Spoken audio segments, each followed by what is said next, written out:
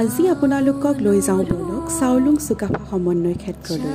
কেতিয়াবা যদি যোৰহাটৰ পৰা দেৰগাঁৱৰ ফালে আহে তেনে কাজিৰঙা বিশ্ববিদ্যালয় পাৰ হৈ আপোনাৰ বাওঁহাতে চকু ফুৰালেই দেখা পাব আহোম ৰাজ্য প্ৰতিষ্ঠাপক চাউলুং চুকাফাৰ স্মৃতিৰে সজীৱ হৈ থকা চুকাফা সমন্বয় ক্ষেত্ৰ। সৌ যে আঁতৰত ঘৰটো দেখিছে তাতে আছে চুকাফাৰ এটা বৃহৎ প্ৰতিমূৰ্তি। ইয়াৰ কাষে কাষে থকা ঘৰবোৰ হৈছে সংগ্ৰহালয়।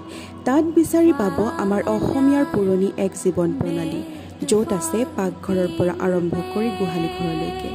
অসমীয়াৰ লগতে বিভিন্ন জাতি জনগোষ্ঠীৰ পৰম্পৰাগত সাজপাৰবোৰৰো বৰ ধুনীয়াকৈ সংগ্ৰহ কৰি ৰখা হৈছে।